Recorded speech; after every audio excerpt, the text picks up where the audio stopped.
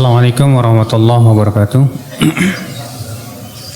Innal hamdalillah nahmaduhu wa nasta'inuhu wa nastaghfiruh wa na'udzu billahi min shururi anfusina wa min sayyiati a'malina. Man yahdihillahu fala mudilla lahu wa man yudlil fala hadiya lahu.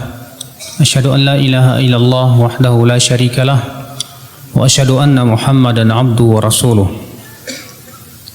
Qala Allah Ta'ala fi kitabihil karim, Ya ayyuhalladzina amanu taqullaha haqqa tuqatih wa la tamutunna illa wa antum muslimun. Amma ba'd, fa inna asdaqal hadits kitabullah wa khairal hadi Muhammadin sallallahu alaihi wasallam wa syarral umuri muhdatsatuha wa kullu muhdatsatin bid'atun wa kullu bid'atin dhalalatun wa kullu dhalalatin finnar. Ikhwatal Islam, a'azzakumullah. Kita semua hidup di dunia tidak akan lama. Akan tetapi hidup kita di dunia sementara. Semua kita akan meninggal dunia. Allah berfirman, kullu nafsin dha'iqatul maut. Setiap jiwa pasti akan merasakan kematian. Tidak ada di dunia ini manusia yang kekal. Allah berfirman, innaka mayyitun wa innahum mayyitun. Sesungguhnya engkau wahai Muhammad akan mati dan mereka pun semua akan meninggal dunia. Semua manusia akan merasakan kematian. Yang kemudian kita akan menghadapi kehidupan yang lebih panjang daripada kehidupan dunia. Karena dunia kalau kita hitung sangat dibandingkan dengan kehidupan akhirat sangat sedikit sekali. Apabila Allah berfirman, wa inna yawman 'inda rabbika ka'alfi sanatin mimma ta'uddun. Sesungguhnya satu hari di sisi Rabbmu itu sama dengan 1000 tahun yang kalian hitung. Satu hari di sisi Rabbmu sama dengan 1000 tahun yang kalian hitung. Satu hari 24 jam misalnya. Kalau 24 jam itu ternyata di sisi Allah sama dengan 1000 tahunnya kita. Berarti kalau kita berumur 60 tahun, berapa jam di sisi Allah? Hanya 1,5 jam. 1,5 jam kita hidup. Apakah untuk mempertahankan 1,5 jam lalu kita gadaikan kehidupan yang tak terhingga? Di mana akal manusia? Perjalanan kehidupan akhirat teramat panjang dan sangat panjang sekali. Allah Subhanahu wa taala, ya akhal Islam, a'azakumullah, mengingatkan di dalam Al-Qur'anul Karim agar kita bersungguh-sungguh mencari kehidupan akhirat. Dan Allah pun juga mengingatkan tentang hakikat dunia di dalam Al-Qur'anul Karim. Wabtaghi fima ataqallahu darul akhirah wa la tansa nasibaka minad dunya. Carilah apa yang Allah berikan kepada kamu dari kehidupan akhirat, tapi jangan lupakan kehidupan dunia. Cari akhirat, jangan lupakan dunia. Sama tidak dengan perkataan kita, cari dunia, jangan lupakan akhirat. Tentu akan berbeda. Cari akhirat, jangan lupakan dunia. Artinya tujuan kita yang terbesar adalah akhirat. Adapun dunia jadikan ia wasilah menuju akhirat. Tapi kalau kita berkata cari dunia, jangan lupakan akhirat. Akhirnya akhirat menjadi sampingan. Seakan tujuan kita yang terbesar adalah dunia. Allah mengatakan, wa wabtaghi fima ataqallahu daral akhirah. Cari oleh kamu apa yang Allah berikan kepada kamu dari kehidupan akhirat. Wala tansa nasibaka minad dunya. Namun jangan kamu lupakan nasibmu dalam kehidupan dunia. Ikhwatul iman, a'azakumullah. Allah menganggap dunia itu hina. Dan Rasulullah SAW pun juga dalam hadis-hadisnya menganggap dunia itu hina. Barangkali kita sering mendengar hadis tentang Rasulullah SAW dengan beberapa sahabatnya yang berjalan kemudian menemukan bangkai anak kambing yang kupingnya putus. Kemudian Rasulullah mengangkatnya dan bersabda, siapa yang mau membeli bangkai anak kambing ini? 1 dirham saja. Apa kata para sahabat? Wahai Rasulullah, kalaupun bangkai kambing ini hidup, kami tidak akan mau membelinya, karena ia cacat. Bagaimana ini sudah menjadi bangkai? Apa kata Rasulullah? La dunya ahwan indallah. Dunia lebih hina di mata Allah daripada bangkai anak kambing tersebut. Subhanallah, ikhwatul Islam, a'azakumullah. Tapi rupanya manusia lebih senang bangkai anak kambing. Manusia berebut untuk mendapatkan bangkai anak kambing. Ikhwatul Islam, a'azakumullah.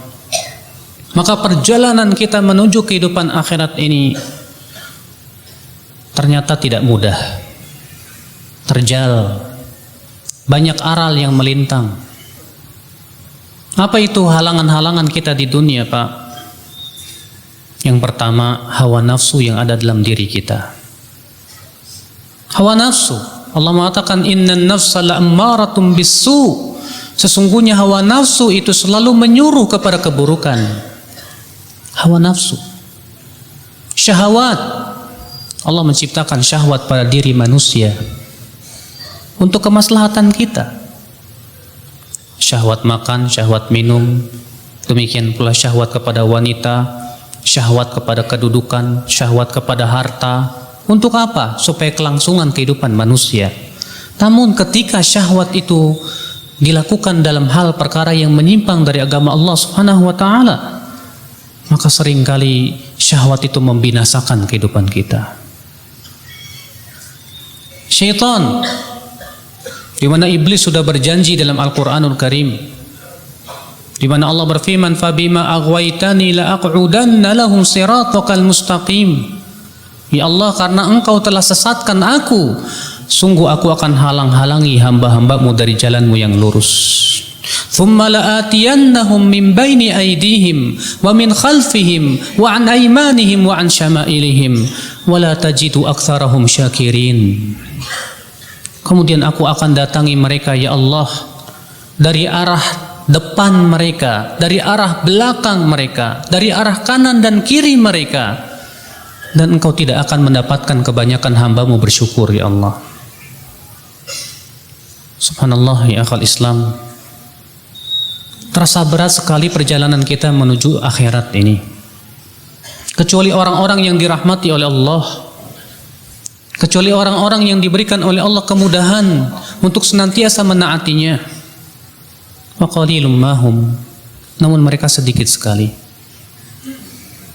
Maka ya akhi, dalam kesempatan sore hari ini saya ingin membahas tentang bagaimana agar kita sampai kepada kehidupan akhirat dengan selamat. Kita sekarang alhamdulillah sudah rajin ngaji. Masya Allah, wajah-wajah yang bercahaya ini, yang begitu semangat untuk datang ke majlis ta'lim. Masya Allah, wajah-wajah yang terlihat, Masya Allah, mencintai Allah dan Rasulnya. Semua kita gembira dengan hidayah Allah. Semua kita bersyukur kepada Allah akan limpahan karunia dan nikmatnya sehingga kita bisa beramal saleh. Namun Bapak sekalian, terkadang kita terkena sandungan batu dalam perjalanan kita. Nun di sana ada orang yang tertipu dengan banyaknya amal. Nun di sana ada orang yang tertipu dengan banyaknya ilmu. Di sana ada orang-orang yang tertipu dengan syahwat dan syubhat. Maka siapa di antara kita yang bisa menjamin diri kita bahwa kita akan mati di atas husnul khatimah? Siapa? Antum semua bisa menjamin bahwa kita akan meninggal dunia dalam keadaan wafat di atas kebaikan? Siapa? Tidak ada yang bisa menjamin. Kalau Rasulullah SAW saja mengabarkan, kata Rasulullah SAW, wa inna rajul la ya'malu bi amali ahli al-jannah 60 sanah fima yabdu lin-nas wa huwa min ahli an-nar. Ada seorang laki-laki, kata Rasulullah, yang beramal dengan amalan penduduk surga 60 tahun lamanya, sebatas apa yang tampak kepada manusia, ternyata ia termasuk penduduk api neraka. Siapa yang bisa menjamin? Tidak ada. Tidak saya, tidak antum. Namun Bapak sekalian, ikhwatal Islam, Rasulullah sallallahu alaihi wasallam telah memberikan kepada kita bimbingan-bimbingan agar kita wafat di atas husnul khatimah. Ini yang kita pikirkan. Yang kita pikirkan bersama adalah bagaimana saya wafat di atas husnul khatimah, sehingga dalam kehidupan akhirat saya mendapatkan kebahagiaan. Ya akhal Islam, azakumullah. Lalu bagaimana kita bisa wafat di atas husnul khatimah? Yang pertama, yang ditunjukkan oleh hadis Ibnu Abbas yang dikeluarkan Imam At-Tirmidzi, bahwasanya Ibnu Abbas pernah membonceng Rasulullah SAW di atas keledainya.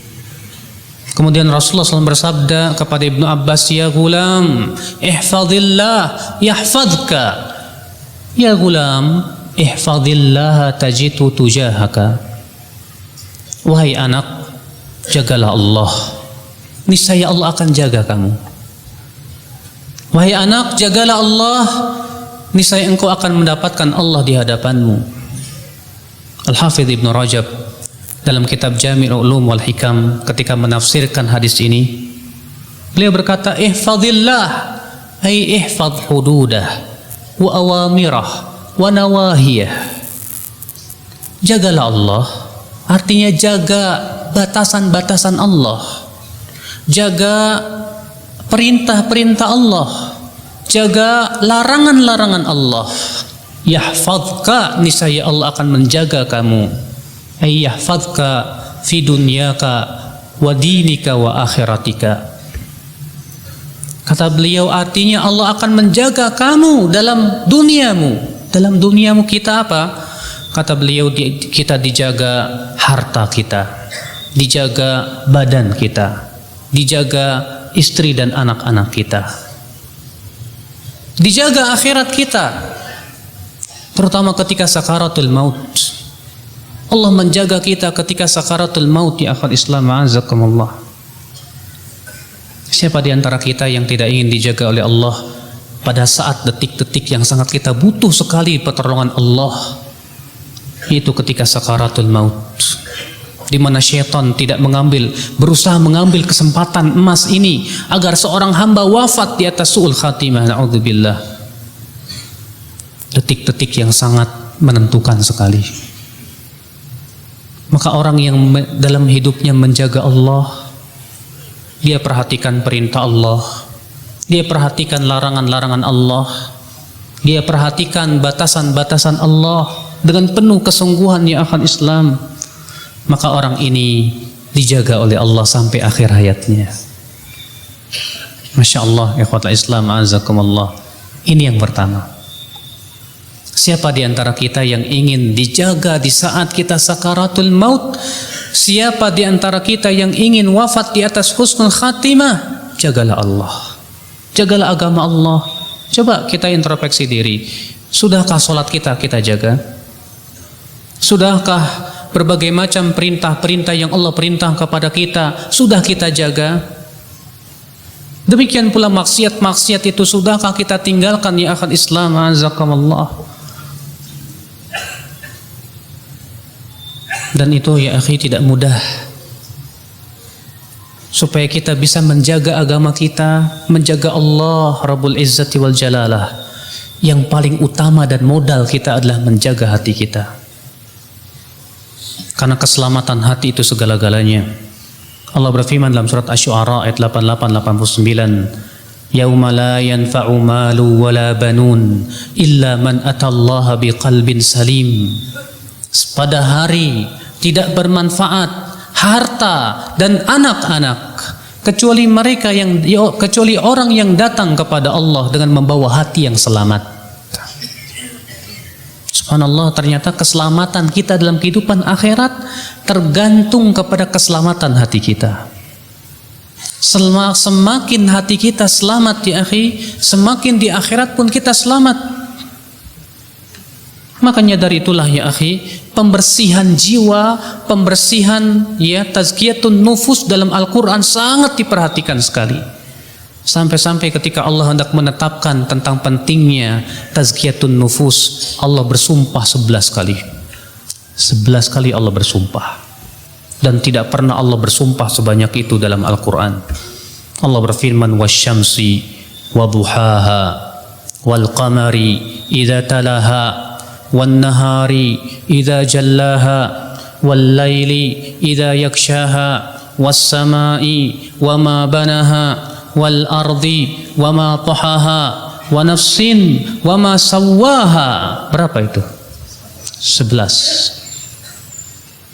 11 kali. Silakan antum cari di mana surat yang Allah bersumpah sebanyak ini kecuali di sini. Dalam surat Asy-Syams. Allah bersumpah 11 kali untuk apa? Allah menyebutkan jawaban sumpahnya. Qad aflaha man zakkaha. Sungguh telah beruntung orang yang mensucikan jiwanya. Wa qad khaba man dassaha. Dan sungguh merugi orang yang mengotori jiwanya. Rupanya untuk ini Allah bersumpah sampai sebanyak itu ya akhal Islam. Betapa pentingnya tazkiyatun nufus. Karena itu modal kita menuju perjalanan kita kepada kehidupan akhirat. Ketika hati kita sehat, ketika hati kita penuh dengan iman, kita akan kuat untuk beramal saleh. Naam ya akhal Islam. Al-Imam Ibnu Qayyim rahimahullah menyebutkan kesehatan hati itu ada pada 3 poros. Perhatikan ini. Yang pertama kata Imam Ibnu Qayyim, yaitu kita harus menjaga stamina dan kesehatan hati kita. Dengan cara apa? Beramal saleh. Yang kedua kata Imam Ibnu Qayyim rahimahullah, kita jangan sampai mengkonsumsi sesuatu yang bisa merusak hati kita. Apa itu? Maksiat. Dan yang ketiga kata Ibnu Qayyim rahimahullah, bersihkan unsur-unsur yang bisa merusak hati kita dengan cara apa? Taubat. Berarti kuncinya 3 Pak. Alhamdulillah. Yang pertama apa? Hah? Yang pertama apa? Beramal saleh. Gunanya untuk apa? Untuk mempertahankan stamina hati. Yang kedua apa? Jauhi hal-hal yang bisa merusak hati kita dan melemahkan hati kita. Apa itu? Maksiat. Maksiat itu melemahkan hati, akhi. Iya. Orang yang jatuh kepada maksiat terkadang dijadikan oleh Allah berat untuk melakukan ketaatan. Dan yang musibahnya, orang yang jatuh kepada maksiat dibuka lagi pintu maksiat yang lainnya. Na'udzubillah, wassallallahu salamata wal afiyah. Kemudian yang ketiga, bersihkan hati kita dengan cara banyak bertaubat kepada Allah Subhanahu wa taala. Ini dia Rasulullah SAW memerintahkan umatnya untuk banyak beristighfar dan taubat. Kata Rasulullah, ya ayyuhan nas, tubu ilallah wastaghfiruh, fa inni atubu ilallah wa astaghfiru fil yaumi mi'ata marrah. Wahai manusia, taubatlah kalian kepada Allah dan beristighfarlah, karena aku, kata Rasulullah, setiap harinya bertaubat dan beristighfar 100 kali. Subhanallah. Ini modal perjalanan kita, akhi, yang paling utama, supaya kita bisa menjaga agama Allah dan Allah pun jaga kita. Tiada lain adalah modal yang paling utama menjaga hati kita, kekuatan hati kita. Sebab ketika hati kita lemah, kita pun lemah menaati Allah. Dan ketika hati kita kuat, kita pun kuat menaati Allah Subhanahu wa taala. Ikhwatul Islam, ini yang pertama, agar kita wafat di atas husnul khatimah. Yang kedua ya akhi, agar kita wafat di atas husnul khatimah, jangan menyelisihi Rasul. Karena Allah Subhanahu wa taala mengancam orang-orang yang sengaja menyelisihi Rasul sallallahu alaihi wasallam dengan dua ancaman yang berat. Allah taala berfirman, "Falyahdharil ladzina yukhalifuna an amrih an tusibahum fitnatun aw yusibahum adzabun alim."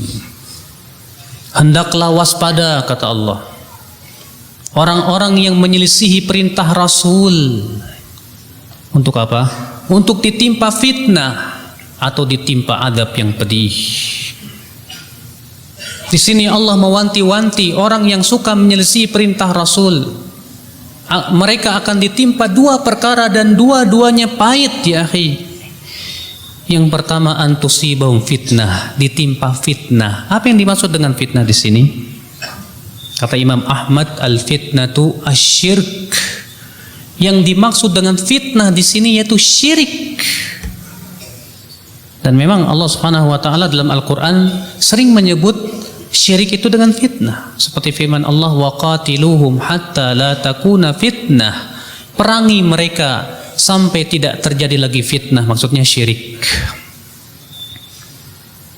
Orang yang menyelisih perintah Rasul sallallahu alaihi wasallam akan ditimpa dua perkara, ya akhi.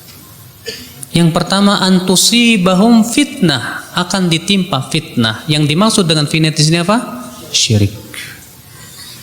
Atau yang kedua, au yusibahum adzabun alim, atau ditimpa adab yang pedih. Mau pilih yang mana? Ditimpa fitnah atau ditimpa adab yang pedih? Gak mau dua-duanya. Kalau begitu, taatilah Rasul. Jangan selisih perintah Rasul sallallahu alaihi wasallam. Makanya ya akhi azakumullah, orang-orang yang suka menyelisih perintah Rasul sallallahu alaihi wasallam diseret oleh Allah kepada keburukan. Iya tidak? Syekhul Islam Taimiyah rahimahullah memberikan sebuah faidah yang bagus sekali ketika menafsirkan firman Allah dalam surat An-Nur, atau bukan An-Nur, saya lupa, Al-Mu'minun, di mana Allah mengatakan wazaniyatu la yankihuha illa zanin aw musyrik. Surat apa itu? Saya lupa.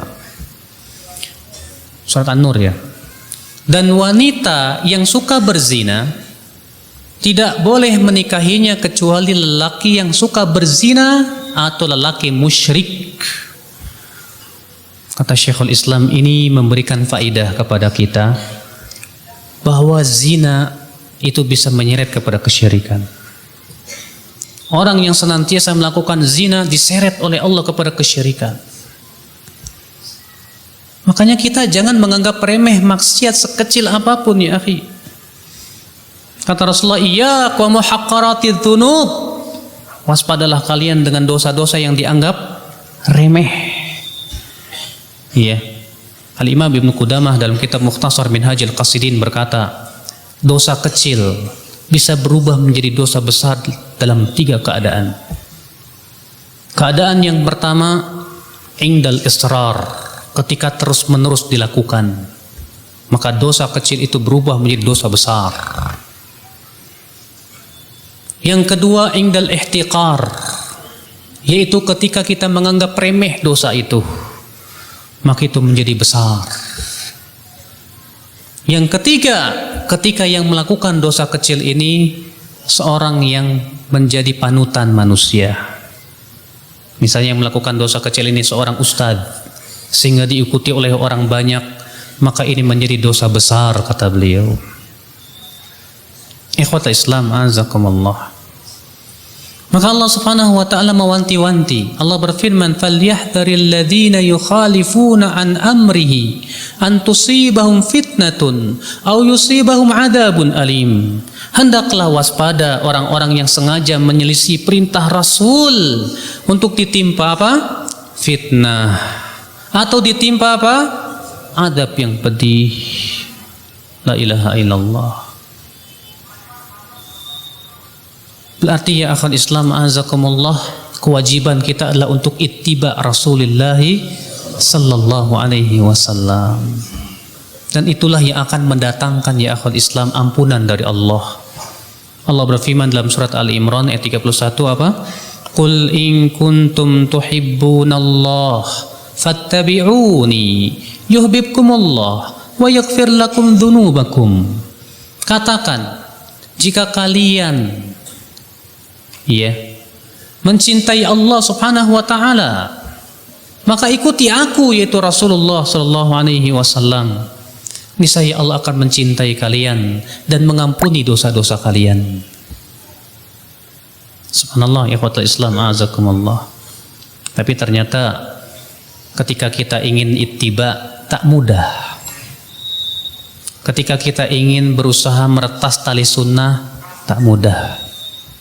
Dahulu saja Al-Imam Asy-Syatibi, beliau bercerita dalam kitab beliau Al-I'tisam, di muqaddimah kitabnya, menceritakan tentang dirinya beliau, pengalaman beliau, di mana ringkas kata beliau berkata begini secara maknanya, ketika aku telah mempelajari sunnah, aku telah mempelajari ilmu, aku pun bisa membedakan antara hak dan batil.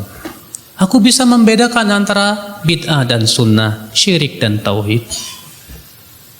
Namun kata beliau, aku dihadapkan pada suatu kenyataan yang pahit. Ternyata orang-orang masyarakat yang di sekitarku, rata-rata mereka melakukan perkara yang menyelisih sunnah. Sehingga kata Imam Ibn Asy-Syatibi, aku merasa bingung dan bimbang antara aku mengikuti adat istiadat manusia, akibatnya Allah murka kepada saya, atau saya ikut sunnah Rasul, akibatnya manusia akan murka kepada saya. Saya bingung, kata beliau. Namun saya berpikir, kalau Allah ridho kepada saya, Allah pasti cukupi saya. Tapi kalau manusia ridho kepada saya sementara Allah murka kepada saya, siapa yang akan bisa menolong saya dari adab Allah Subhanahu wa taala? Maka ke Imam Asy-Syatibi, tidak ada jalan kecuali aku harus meretas sunnah, menjalani sunnah. Maka aku coba meninggalkan kebiasaan itu sedikit demi sedikit. Faqamat alayyal qiyamah wa tawatarat alayyal malamah. Tegak hari kiamat kepada saya, cercaan bertubi-tubi menghampiri diri saya. Saya disebut begini, dituduh begini. Subhanallah. Al-Imam Asy-Syatibi rahimahullah, ketika hendak memulai meretas tali sunnah, ketika beliau hendak mulai meniti sunnah Rasulullah sallallahu alaihi wasallam, ternyata menghadapi cobaan yang begitu berat dari masyarakatnya. Tak mudah. Siapa di antara kita yang ketika kita berkata, ya Allah, aku beriman, aku ingin kembali, tapi ternyata Allah berfirman kepada kita, apakah kamu kira kami akan membiarkan kamu berkata beriman sementara tidak diuji? Allah berfirman dalam surat Al-Ankabut, Alif Lam Mim, ahasiban nasu an yutraku an yaqulu amanna wa hum la yuftanun walaqad fatanna alladhina min qablihim fala ya'lamanna alladhina sadaqu wa la ya'lamanna al-kadhibin. Kata Allah, Alif Lam Mim, apakah manusia mengira akan dibiarkan berkata kami beriman sementara ia tidak diuji? Sungguh kami telah menguji orang-orang sebelum mereka. Dengan ujian itu kami mengetahui siapa yang jujur imannya dan siapa yang dusta. Ketika kita berkata, ya Allah, aku sudah menemukan kebenaran, aku ingin kembali kepada Engkau, aku ingin taubat kepada Engkau, aku beriman kepada Engkau, ternyata sekonyong-konyong ujian menerpa kita. Allah ingin tahu sebatas amanah kejujuran kita dalam ittiba. Ya Allah, dahulu ada seorang sahabat Rasulullah Sallallahu Alaihi Wasallam masuk Islam. Kemudian beberapa saat kemudian, beberapa bulan atau beberapa hari, Rasulullah mengirimkan sebagian dari ghanimah untuk sahabat ini. Lalu sahabat ini ketika dia menerima hadiah dari Rasulullah, dia berkata, apa ini? Lalu sahabat ini pun datanglah kepada Rasulullah dan berkata, ya Rasulullah, apa ini? Kata Rasulullah, ambil saja, itu hakmu. Kata sahabat ini, hai Rasulullah, aku masuk Islam bukan untuk ini. Kemudian Rasulullah bertanya, Lalu apa yang kau inginkan? Kata sahabat ini, aku masuk Islam dengan harapan supaya ada panah menancap di kerongkongan saya. Lalu saya pun mati syahid di jalan Allah. Apa kata Rasulullah? In tasduqillah yasdukka. Kalau memang kamu jujur kepada Allah, Allah jujur kepada kamu. Rupanya tak lama kemudian diumumkan perang. Orang ini pun ternyata berangkat perang. Setelah selesai perang, Rasul bertanya tentang si fulan. Dicarinya jenazahnya, ternyata benar panah itu sudah menancap di kerongkongannya dan sudah mati syahid. Apa kata Rasulullah? Sadaqallah fasadaqah. Dia memang jujur, Allah pun jujur kepadanya. Sekarang saya mau tanya, saya dan antum, kita jujur tidak ketika kita mengatakan saya siap ittiba kepada Rasulullah? Sudah sejauh mana kejujuran kita dalam perkataan kita? Saya beriman kepada Allah, saya ingin mengikuti Rasulullah salawatullahi alaihi wasallam. Naam ya akhal Islam. Sekarang saja kita lihat orang yang berusaha mengikuti tali sunnah itu, mulai ujian itu ada. Dituduh teroris. Itu yang jenggot-jenggot, hati-hati ya. Ya, ISIS katanya. Yang bercadar dituduh teroris. Ini ujian yang sebetulnya tak seberapa dibandingkan ujian para nabi dan rasul, ikhwatul Islam azakumullah. Namun itulah sudah saya sebutkan tadi, ternyata memang tak mudah untuk ittiba sunnah Rasulullah sallallahu alaihi wasallam. Tak mudah. Sementara kita ingin wafat di atas keimanan dan keislaman. Sementara kita ingin wafat di atas husnul khatimah. Tapi Allah berfirman, am hasibtum an tadkhulul jannah? Apakah kalian mengira bisa masuk surga? Walamma ya'lamillahu alladhina jahadu minkum wa ya'lamas sabirin. Sementara Allah belum mengetahui siapa di antara kalian yang bersungguh-sungguh berjihad untuk mendapatkan surga dan siapa yang sabar di antara kalian. Allah juga berfirman, am hasibtum an tadkhulul jannah walamma ya'tikum mathalul ladzina khalau min qablikum massathumul ba'sa wadh-dharra wa zulzilu. Apakah kalian mengira akan masuk surga sementara belum menimpa kalian apa yang menimpa orang-orang sebelum kalian? Mereka ditimpa apa? Kesulitan, musibah, bahkan mereka diguncang keimanan mereka. Sampai-sampai Rasul dan orang-orang yang beriman berkata, mata nasrullah, kapan pertolongan Allah itu akan datang? Subhanallah. Ternyata untuk meraih surga tak mudah. Ketika Allah menciptakan surga, Allah berfirman kepada malaikat Jibril, idhab unzur ilaiha. Pergilah, lihat surga. Lalu malaikat Jibril pun datang dan berkata, ya Allah, tidak ada seorang pun yang mendengarnya kecuali pasti sangat berharap masuk surga. Kemudian kata Rasulullah, huffatil jannatu bil makarih. Lalu kemudian surga pun dikelilingi oleh sesuatu yang sulit. Lalu Allah berfirman kepada malaikat Jibril, lihat lagi. Lalu malaikat Jibril kembali dan berkata, ya Allah, aku khawatir tidak ada satupun yang bisa masuk ke dalam surga. Kenapa? Huffatil jannatu bil makarih, kata Rasulullah. Surga itu dikelilingi oleh yang susah. Susah maksudnya apa? Susah untuk hawa nafsu. Amalan soleh itu tidak disukai oleh hawa nafsu, Pak. Untuk beriman kepada Allah itu tidak disukai oleh hawa nafsu. Musuh-musuhnya terlalu banyak. Syaitan tidak suka, baik syaitan jin maupun syaitan manusia. Belum lagi hawa nafsu dan syahwat kita pun juga tidak suka. Makanya berat. Banyak larangan. Terkadang ada orang berkata, apa sih agama ini? Kok dikit-dikit nggak boleh, ini nggak boleh. Nah, memang berat. Makanya Rasulullah mengatakan, ala inna sil'atallahi ghaliyah. Ala inna sil'atallahi ghaliyah. Ketahuilah barang dagangan Allah itu mahal sekali. Sesungguhnya ia adalah surga. Wallahi surga ya akhul Islam azakumullah. Maka ini ya akhi, agar kita wafat di atas husnul khatimah, hendaknya kita ittiba Rasulullah sallallahu alaihi wasallam dan jangan menyelisihi perintah Rasul salawatullahi alaihi wasallam. Yang ketiga, agar kita wafat di atas husnul khatimah, yaitu bersungguh-sungguh dalam beramal saleh. Bersungguh-sungguh dalam beramal saleh. Amalan yang apa, Pak? Banyak. Namun saya ingin menyebutkan 3 amal yang Rasulullah SAW menyebutkan bahwa itu sudah dijamin pelakunya akan wafat dalam keadaan kebaikan. Hadis tersebut diriwayatkan Imam Ahmad dalam musnadnya dan disahihkan oleh Syekh Albani rahimahullah, tentang mimpi Rasulullah SAW melihat Allah.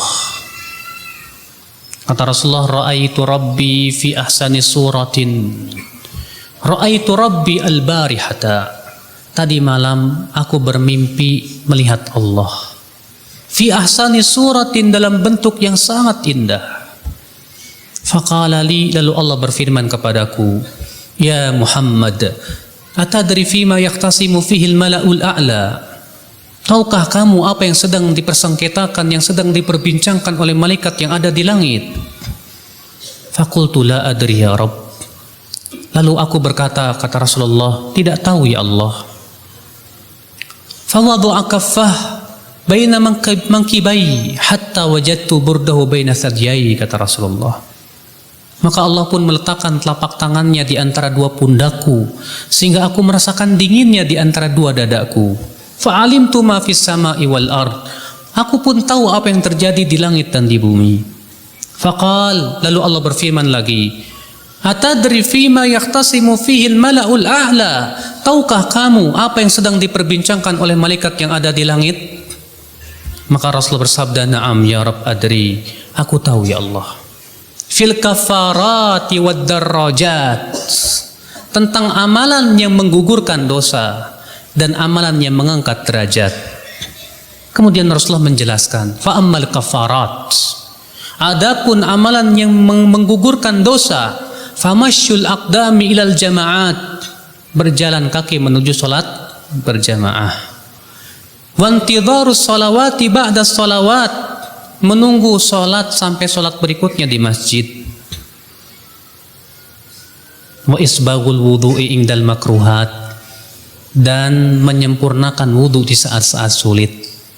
Lalu Allah berfirman apa? Dengarkan atau apa firman Allah? Shadaqta ya Muhammad.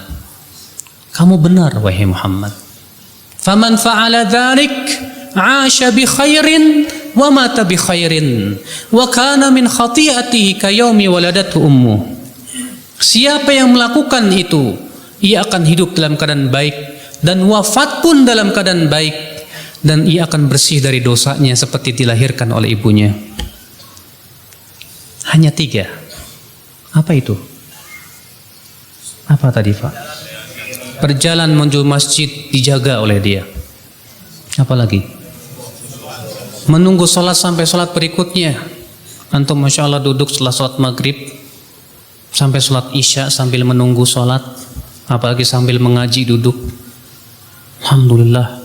Dalam riwayat Tirmidzi kata Rasulullah, wantidharus sholawati ba'da sholat fadzalikumur ribat, fadzalikumur ribat, fadzalikumur ribat, kata Rasulullah.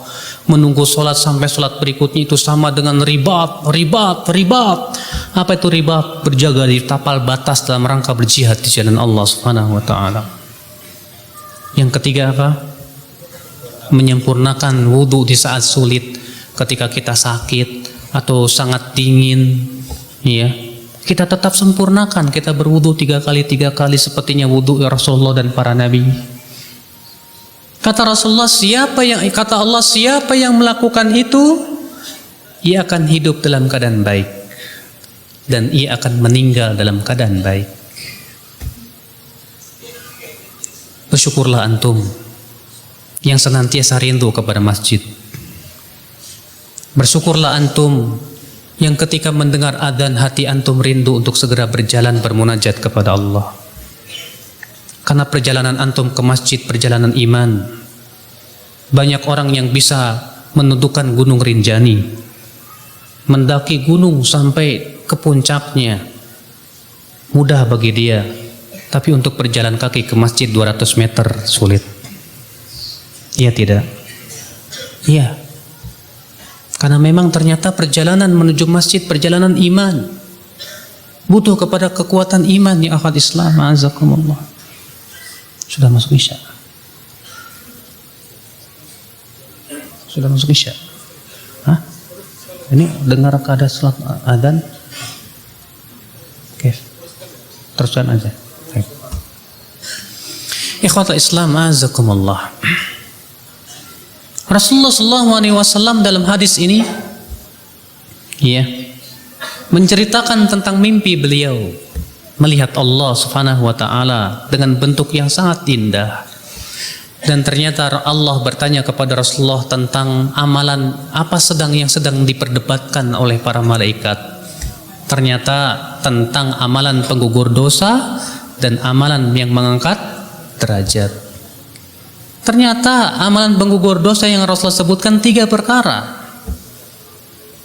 Ya, siapa yang menjaga 3 perkara ini dijamin oleh Allah Subhanahu wa taala hidup dalam keadaan baik, wafat dalam keadaan baik. Berjalan menuju masjid, salat 5 waktu. Masya Allah. Ya akhi, untuk menjaga 3 perkara ini butuh kesungguhan. Antum menunggu di masjid sampai sholat dari pada maghrib sampai isya. Apalagi kalau antum dari pada asar. Saya waktu kuliah di Madinah, saya berkunjung ke rumah Syekh Abdul Muhsin Al-Abbad Al-Badr. Kemudian waktu itu pas sholat asar kita pergilah ke masjid yang dekat rumah beliau. Rupanya yang adzan bapaknya Syekh Abdul Muhsin Al-Abbad yang umurnya lebih dari 100 tahun. Kemudian kata Syekh, ya, ayahku ini sudah 20 tahun lebih dia pergi ke masjid waktu asar dan tidak pulang kecuali waktu isya. Sudah 20 tahun konsisten terus pergi waktu asar. Setelah asar dia berzikir kepada Allah sampai maghrib. Setelah maghrib berzikir kepada Allah sampai isya. Luar biasa. Akhul Islam azakumullah. Mintalah kepada Allah Subhanahu wa taala supaya kita dimudahkan untuk beramal saleh. Bukankah Allah taala berfirman, iyyaka na'budu wa iyyaka nasta'in. Iyyaka na'budu, ya Allah, hanya kepada Engkau kami beribadah. Wa iyyaka nasta'in, dan hanya kepada Engkau kami minta pertolongan. Kata Syekh Utsaimin rahimallah, di sini ada sebuah faidah dalam ayat ini. Kenapa Allah menyebutkan setelah ibadah itu isti'anah? Karena ibadah itu berat.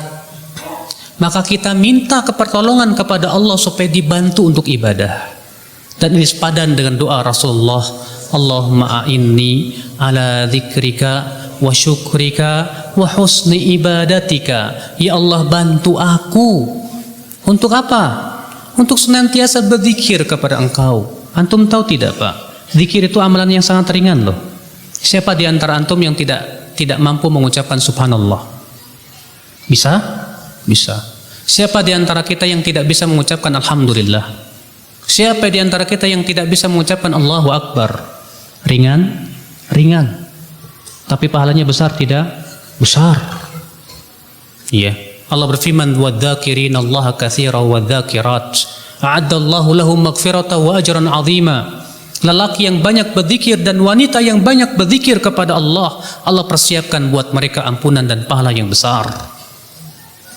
Rasulullah SAW juga bersabda dalam riwayat Bukhari, kalimatani khafifatani fil lisan thaqilatani fil mizan habibatani indar rahman. Ada 2 kalimat yang yang diringan di lisan, berat dalam timbangan, dan dicintai oleh Ar-Rahman. Apa itu? Subhanallah bihamdi, subhanallahil azim. Mudah, ringan, tapi siapa di antara kita yang suka berzikir? Ketika Bapak bawa mobil, Bapak selingi enggak dengan subhanallah, alhamdulillah? Ketika bapak ada kekosongan, selingnya tidak, subhanallah, alhamdulillah. Atau kita lebih suka ngobrol. Padahal amalan ringan. Kata Rasulullah, alhamdulillahi tamla'ul mizan. Ucapan alhamdulillah saja bisa memenuhi timbangan. Tapi siapa di antara kita yang selalu lisannya basah dengan zikir kepada Allah? Kenapa kita lebih senang ngobrol, ngalor ngidur, ketawa, ketiwi dan yang lainnya daripada berucap subhanallah, alhamdulillah, la ilaha illallah, Allahu akbar. Itulah ya akhi, ternyata memang kalau Allah tidak bantu, kita tidak mampu. Makanya Rasulullah SAW berdoa apa? Allahumma a'inni ala dzikrika wa syukrika wa husni ibadatika. Minta tolong kepada Allah, minta tolong kepada Allah. Minta tolong kepada Allah supaya kita bisa istiqomah selalu pergi ke masjid, Pak. Bahkan minta kepada Allah supaya hati kita ini cinta kepada masjid. Karena kata Rasulullah, sab'atun yadhilluhumullahu yawma la dhilla illa dhilluh. Ada 7 orang yang akan Allah berikan naungan pada hari kiamat, di mana tidak ada naungan pada hari itu kecuali naungan Allah. Siapa di antaranya? Warajulun qalbuhu mu'allaqun bil masajid, dan orang yang hatinya selalu bergantung kepada masjid, selalu rindu kepada masjid. Masya Allah. Ikhwata Islam, ini di antara perkara yang membantu kita insya Allah agar kita wafat husnul khatimah. Kemudian ya akhal Islam azakumullah. Sekarang saya ingin membahas tentang hal-hal yang membuat kita mudah masuk surga. Yang pertama yaitu menuntut ilmu. Karena Rasulullah SAW bersabda, "Man salaka tariqan yaltamisu fihi ilman, sahalallahu lahu bihi tariqan ilal jannah." Siapa yang meniti jalan untuk menuntut ilmu, maka Allah akan mudahkan jalannya menuju surga. Karena untuk menempuh jalan surga itu harus kita tahu jalannya. Kalau antum mau pergi ke Jakarta tapi nggak tahu jalannya, atau antum mau pergi ke Mataram nggak tahu jalannya, nggak pernah tahu Mataram di mana, nggak mau tanya orang, nggak mau lihat peta juga, saya yakin antum nggak bakalan sampai, mas. Tapi kalau antum tahu nih jalannya, sudah paham, insya Allah akan mudah sampai ke sana. Demikian pula kita ingin pergi ke surga, tapi kita tidak tahu jalannya, kita malah masuk ke dalam api neraka. Na'udzubillah. Makanya kewajiban kita menuntut ilmu. Tanyakan kepada ahli matematika, apakah ada dalam ilmu matematika rumus masuk surga? Ada? Tanyakan kepada para ahli kimia, apakah ada dalam ilmu kimia rumus masuk surga? Ada? Dalam ilmu biologi, ilmu dunia sana, di mana adanya? Adanya hanya dalam ilmu Allah, dalam Al-Quran dan hadis Nabi Sallallahu Alaihi Wasallam. Makanya Rasulullah SAW sabda dalam hadis lain, "Man yuridillahu bihi khairan yufaqihu fid din." Siapa yang Allah inginkan kebaikan untuk dia, Allah jadikan ia faqih dalam agama. Berarti tanda orang yang tidak Allah inginkan kebaikan, siapa? Dia tidak mau peduli sama agamanya. Dia tidak mau menuntut ilmu Allah. Yang dia pikirkan hanya hawa nafsu dan syahwat. Na'udzubillah. Apalagi yang bisa memudahkan jalan kita menuju surga? Di antaranya ya akhal Islam, berakhlakul karimah. Berakhlak al-karimah. Iya. Karena disebutkan dalam hadis Nabi Shallallahu Alaihi Wasallam bahwa yang banyak memasukkan seseorang ke dalam surga itu akhlakul karimah, dan yang banyak memasukkan seseorang ke dalam api neraka itu lisan dan kemaluan. Akhlak itu mempunyai kedudukan yang luar biasa dalam Islam. Di awal-awal Rasulullah dakwah, selain tauhid yang Rasulullah ajarkan, akhlak. Ketika Rasulullah SAW ditanya, ketika Heraklius bertanya kepada Abu Sufyan, Madza ya'muru hadzal nabi? Apa yang diperintahkan oleh nabi ini? Kata Abu Sufyan, yaqul u'budullah wa la tusyriku bi syai'a wa ya'muruna bis shalah was silah wal afaf. Ia berkata, beribadahlah kalian semuanya kepada Allah dan jangan mempersekutukan Allah sedikit pun juga. Ia memerintahkan kami untuk sholat, menyambung silaturahim dan menjaga kehormatan. Akhlak ternyata sudah diajarkan oleh Rasulullah di awal-awal dakwah. Akhlak. Banyak di antara kita menganggap remeh masalah akhlak. Akhlak kepada tetangga, akhlak kepada sesama muslim, akhlak kepada orang tua, akhlak kepada, Masya Allah, kata Syekh Utsaimin, akhlak itu ada dua macam. Akhlak kepada manusia, makhluk, dan akhlak kepada Allah. Akhlak kita kepada Allah bagaimana? Akhlak kita kepada makhluk banyak. Akhlak kepada para sahabat, akhlak kepada para ulama, para umara. Ya, demikian pula akhlak kepada orang tua, kepada teman-teman, kepada tetangga. Masya Allah, ikhwatul Islam, azakumullah. Pembahasan tentang akhlak tentunya pada tempatnya. Maka yang kedua yang memudahkan kita masuk surga, al-akhlaqul karimah. Akhlak yang baik, yang mulia. Itu insya Allah akan memudahkan kita untuk masuk ke dalam surga. Bahkan kata Rasulullah, wa innar rajul la yablughu manzilatas sa'imil qa'im bihusni khuluqihi. Rahu Ahmad fi musnadihi. Seseorang itu bisa sampai kepada derajat orang yang suka berpuasa dan suka sholat malam hanya dengan akhlak yang baik. Bahkan Rasulullah SAW berkata, ana za'im ya baitin fi a'lal jannah liman hasuna khuluquhu. Aku jamin dengan rumah di surga yang paling tinggi bagi orang yang baik akhlaknya. Insya Allah. Coba tanya, kita sudah berakhlak belum? Jangan jauh-jauh lah. Tersenyum kepada saudara kita. Tersenyum. Kita ini kalau ketemu sama teman, ini suka senyum gak sih? Atau cemberut adanya? Padahal kita tahu atabassum fi wajhi akhika shadaqah. Tersenyumnya kamu di wajah saudaramu itu sedekah, Masya Allah. Itu sudah akhlak. Kalau antum ketemu sama teman dalam keadaan bermuka masam, kira-kira orang seneng gak Pak? Seneng gak? Gak seneng. Orang pun mau deket sama kita males. Kenapa? Karena wajah kita bermuka masam terus. Sementara orang yang Allah haramkan dari api neraka siapa? Selain orang yang mentauhidkan Allah. Kata Rasulullah, yahrumu 'alan nar 'ala kulli hayyinin layyinin sahlin qarib minan nas. Haram atas api neraka atas setiap orang yang hayyin tawadu, layyin lemah lembut, sahlin mudah dalam bermuamalah, qarib dan dekat kepada manusia. Sementara wajah kita nggak pernah senyum. Orang jauh nggak mau dekat ke kita, nggak dekat ke kita. Tapi dengan kita senyum, orang akan dekat dengan kita dan kita masuk dalam hal yang disebutkan oleh Rasulullah SAW tadi. Ya, jangan remehkan senyum, Pak. Senyum mudah nggak sih? Cuma senyum aja nggak susah, alhamdulillah ya. Cuman terkadang kita ini senyumnya mahal, Masya Allah. Buat senyum aja, Allah ya Rabbi. Ya. Akhlak.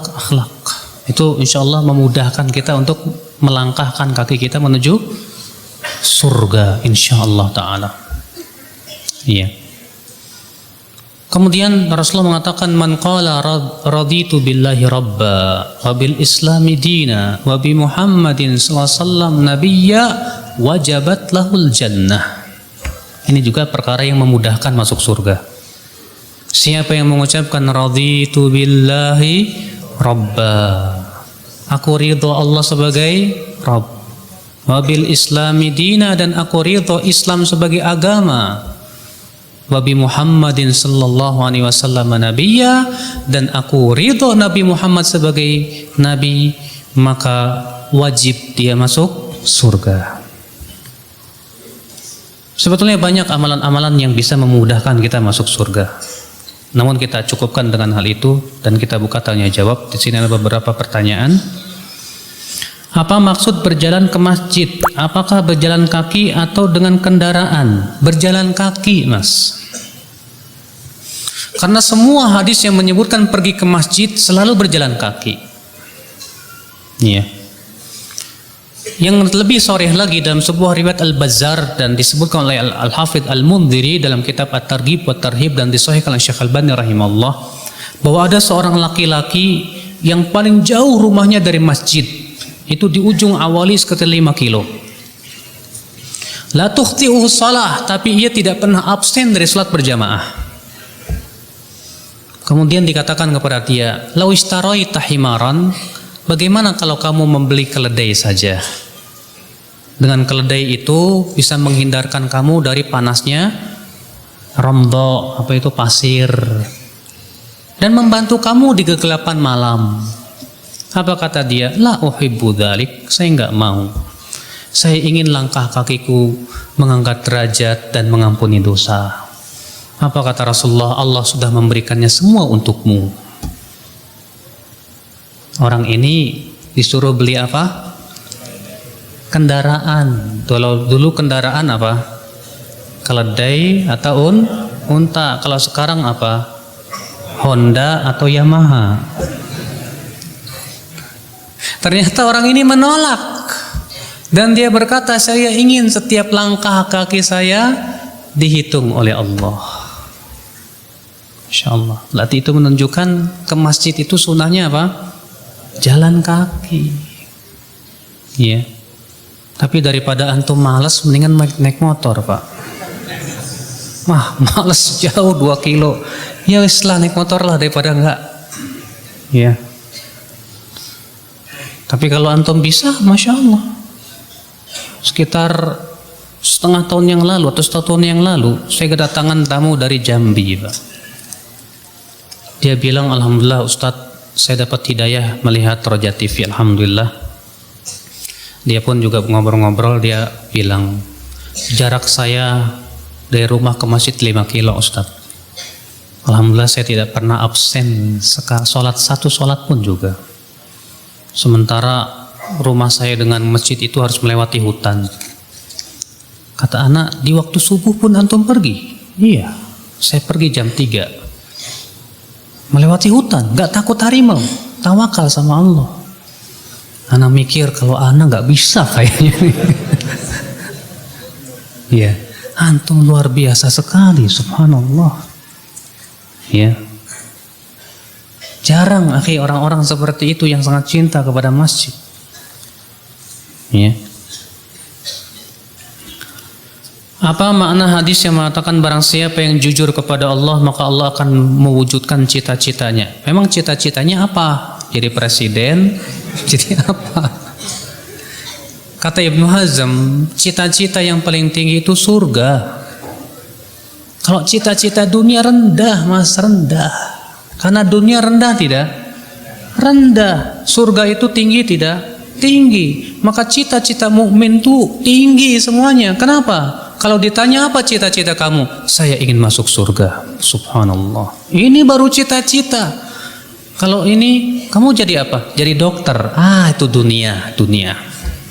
Rendah dunia itu. Berarti cita-cita kamu rendah. Kalau memang kamu jujur ingin masuk surga, berarti kejujuran itu harus terrealisasi dalam apa? Perjuangan mendapat surga. Berjuang melawan hawa nafsu, berjuang untuk terus-menerus menaati Allah dan istiqomah sampai akhir hayat. Dan itu tak mudah. Iya. Hukum nonton sinetron itu dosa besar apa dosa kecil? Pak, dahulu para sahabat gak pernah nanya ke Rasulullah, "Hei Rasulullah, ini dosa besar apa dosa kecil?" Gak pernah. Kata Imam Al-Qurtubi, para sahabat itu meninggalkan semua yang dilarang oleh Allah tanpa melihat apakah itu dosa besar atau dosa kecil, dan mereka melaksanakan semua perintah Allah tanpa mereka melihat apakah itu wajib atau sunnah. Sementara kita nanya-nanya dulu, ini hukumnya dosa besar apa dosa kecil ya? Apa maksud antum? Iya. Ini khawatirnya ini jadi kayak cuma dosa kecil ini sekali-kali nggak apa-apalah. Iya. Hati-hati. Dosa kecil itu bisa menyeret kepada dosa besar kalau kita terbiasa dan menganggap remeh dosa kecil. Sekarang sinetron tuh saya mau tanya, di dalamnya apa sih? Sinetron beneran apa bohongan? Antum dibodoh-bodohin mau? Antum di situ ketawa, menangis padahal dibodoh-bodohin. Yang kedua, ada perempuan cantiknya nggak di situ? Minor. Itu matanya kemana? Sementara Allah menyuruh untuk menundukkan pandangan. Yang ketiga, bertambah nggak keimanan antum dengan nonton sinetron? Enggak. Bertambah nggak pahala antum dengan nonton sinetron? Enggak juga. Bertambah nggak ilmu antum dengan nonton sinetron? Enggak juga. Taib, kalau begitu apa yang antum harapkan dari situ? Ya senang aja Ustadz. Ya akhi. Iya, senangnya sementara kok. Iya, kalau kita zikir lebih baik, baca Quran lebih baik. Iya. Nah ini ya akhwat Islam azakumullah, apalagi kalau sinetronnya itu mengandung ritual-ritual ibadah kayak Mahabharata. Itu kan isinya ibadah kepada selain Allah, hati-hati ya. Itu dia yang dikhawatirkan mencuci otak kita. Setidaknya kita tidak mengingkari kesyirikan mereka. Hati kita sudah tidak ada pengingkaran lagi. Ini saja sudah bahaya. Sementara kata Rasulullah, man ra'a minkum mungkaran, siapa yang melihat kemungkaran, hendaklah ia merubah dengan apa? Tangannya. Kalau tidak mampu, dengan lisan. Kalau tidak mampu, dengan hatinya. Kalau tidak diingkari dengan hati, apa yang terjadi? Jatuh dosa. Iya. Nah ini akhi azakumullah, sebagai bahan renungan saja. Allah mudah-mudahan yang saya sampaikan bermanfaat. Mohon maaf bila ada kata-kata yang tak berkenan di hati. Subhanallah bihamdik, asyhadu an la ilaha illa anta, astaghfiruka wa atubu ilaik. Wassalamualaikum warahmatullahi wabarakatuh.